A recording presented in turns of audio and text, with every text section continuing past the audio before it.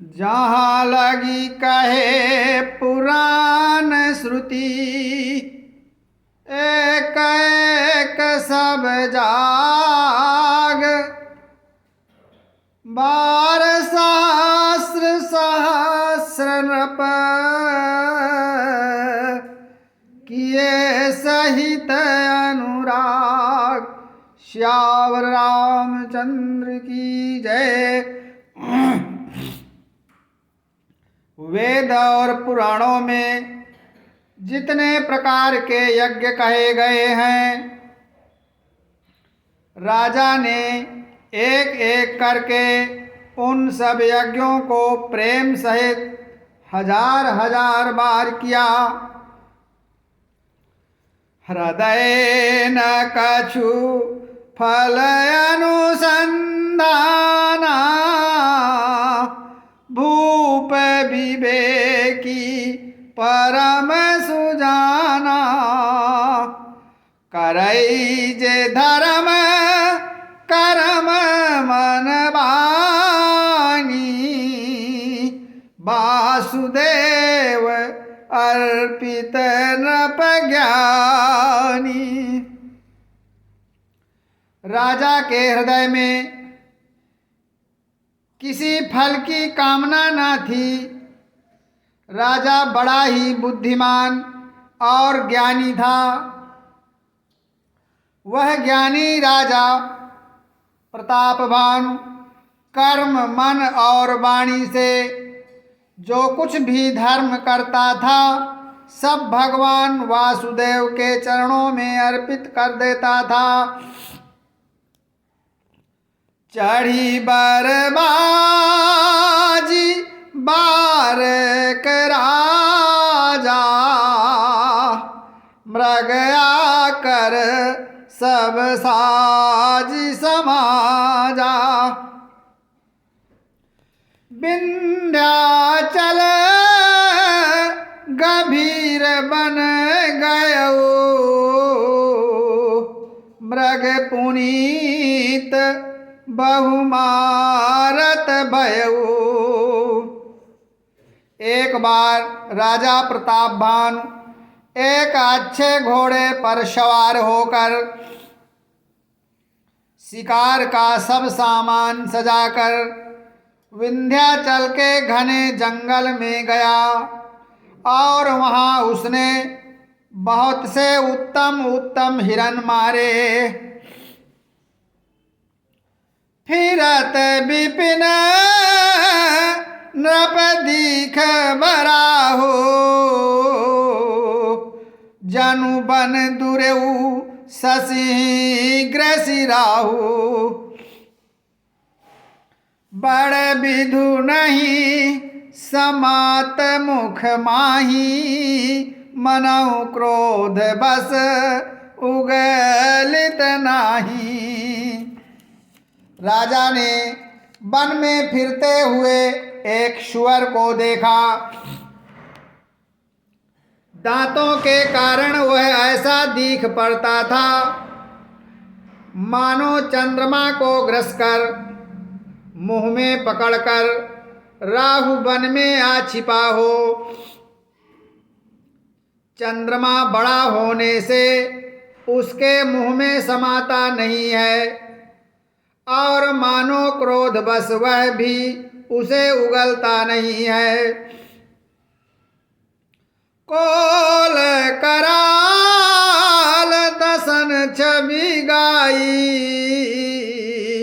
तनु विशाल पीवर अधिकाई। घुरु घुरात है आरव पाए, चकित बिलोकत कान उठाए। यह तो सुअर के भयानक दांतों की शोभा कही गई। इधर उसका शरीर भी बहुत विशाल और मोटा था। घोड़े की आहट पाकर वह घुरघुराता हुआ कान उठाए चौकन्ना होकर देख रहा था। नील नील महीधर शिखर सम, देखी विशाल बराहु, चपरी चलऊ है सुटुकी नृप, हाँ कि न होई निभाऊ, श्यावर रामचंद्र शंकर हरिउमा। नील पर्वत के शिखर के समान विशाल शरीर वाले उस सुअर को देखकर राजा घोड़े को चाबुक लगाकर तेजी से चला और उसने सुअर को ललकारा कि अब तेरा बचाव नहीं हो सकता। आवत देखी अधिक रव बाजी, चले बराह मरुत गति भाजी, तुरत कीन नृप सर संधाना, मही मिली गयऊ बिलोकत बाना। अधिक शब्द करते हुए घोड़े को अपनी तरफ आता देखकर सुअर पवन वेग से भाग चला। राजा ने तुरंत ही बाण को धनुष पर चढ़ाया। सुअर बाण को देखते ही धरती में दुबक गया। ताकि ताकि तीर महिष चलावा, करि छल सुअर शरीर बचावा। प्रगटत दुरत जाई मृग भागा, ऋष बस भूप चलऊ संग लागा। राजा तक तक कर तीर चलाता है, परंतु सुअर छल करके शरीर को बचाता जाता है। वह पशु कभी प्रकट होता और कभी छिपता हुआ भागा जाता था और राजा भी क्रोध के बस उसके साथ लगा चला जाता था। गयाऊ दूर घन गान बराऊ, जानाहिन गजबाजी निबाहू। अति अकेल बन विपुल कलेसु, तदपि न मृग मग तजई नरेशु। सुअर बहुत दूर ऐसे घने जंगल में चला गया जहाँ हाथी घोड़े का निभाय नहीं था। राजा बिल्कुल अकेला था और वन में क्लेश भी बहुत था। फिर भी राजा ने उस पशु का पीछा नहीं छोड़ा। कोल बिलो की भूप बड़ धीरा, भागी पैठ गिरि गुहा गभीरा। आगम देखी नृपयति पछिताई, फिरऊ महाबन परऊ भुलाई। राजा को बड़ा धैर्यवान देखकर सुअर भागकर पहाड़ की एक गहरी गुफा में जा घुसा। उसमें जाना कठिन देखकर राजा को बहुत पछताकर लौटना पड़ा, पर उस घोर वन में वह रास्ता भूल गया। खेद खिन्न चोदित त्रसित, राजा बाजी समेत खोजत व्याकुल सरित सर जल बिनु भयउ अचेत श्यावर रामचंद्र शंकर हरिउमा। बहुत परिश्रम करने से थका हुआ और घोड़े समेत भूख प्यास से व्याकुल राजा नदी तालाब खोजता खोजता पानी बिना बेहाल हो गया। फिरत विपिन आश्रम के देखा तहाँ बस नृपति कपट मुनि बेसा। जासुदेश नृपलीन छड़ाई समर सेन तजी गयऊ पराई। वन में फिरते फिरते उसने एक आश्रम देखा। वहाँ कपट से मुनि का वेश बनाए एक राजा रहता था,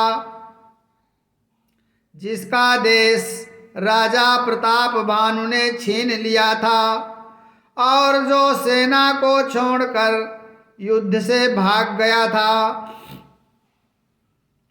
समय प्रताप भानु कर जानी आपन अति असमय अनुमानी। गयऊ नग्रह मन बहुत गलानी मिला न राजन पे अभिमानी।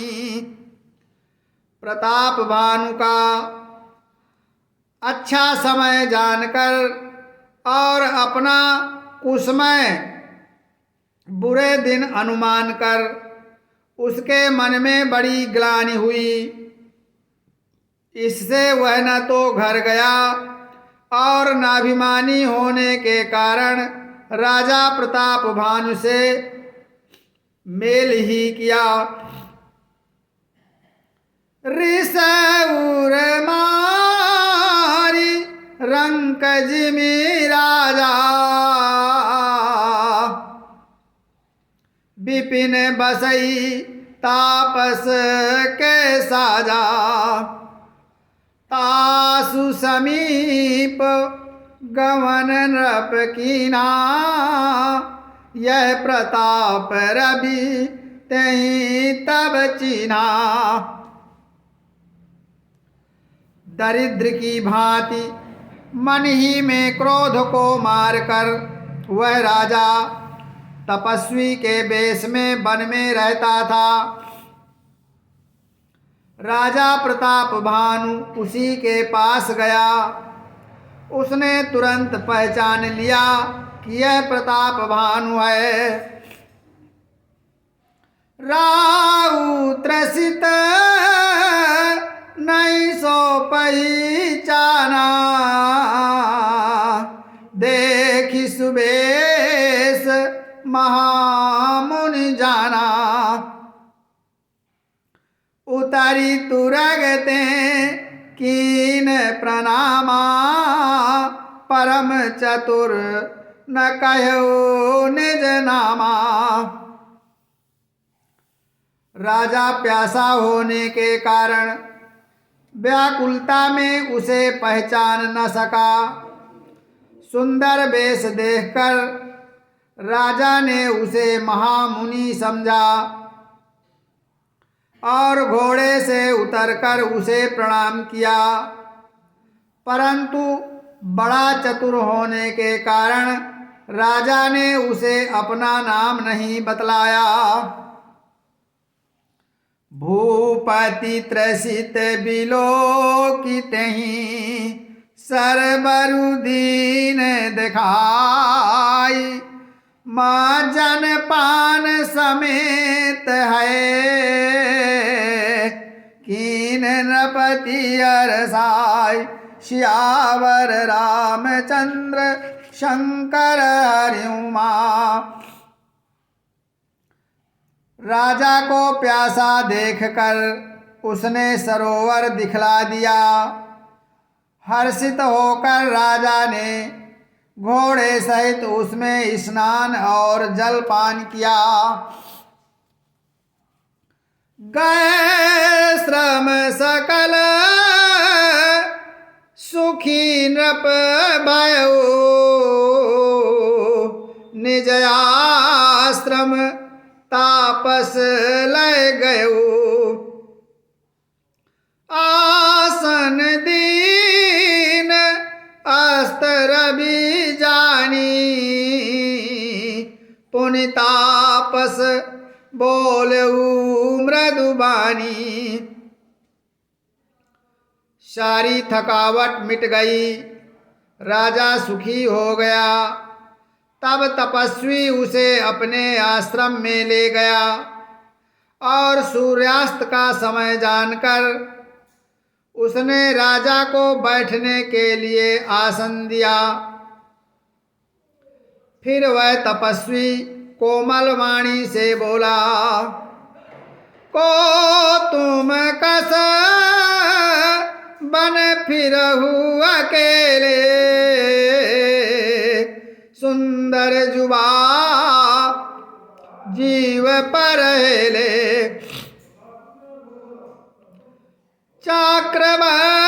चक्रवर्ती के लक्षण तोरे, देखत दया लागी अति मोरे। कपटी मुनि ने कहा, तुम कौन हो? सुंदर युवक होकर जीवन की परवाह न करके वन में अकेले क्यों फिर रहे हो? तुम्हारे चक्रवर्ती राजा के से लक्षण देखकर मुझे बड़ी दया आती है। नाम प्रताप भानु अवनीसा, तासु सचिव मैं सुनहु मुनीसा। फिरत अहे रे परऊं भुलाई, बड़े बाग देख्यूं पद आई। राजा ने कहा, हे मुनीश्वर सुनिए, प्रताप भानु नाम का एक राजा है, मैं उसका मंत्री हूँ। शिकार के लिए फिरते हुए राह भूल गया हूँ। बड़े भाग्य से यहाँ आकर मैंने आपके चरणों के दर्शन पाए हैं। हम कहाँ दुर्लभ दरस तुम्हारा, जानत हो कछु बल होनिहारा।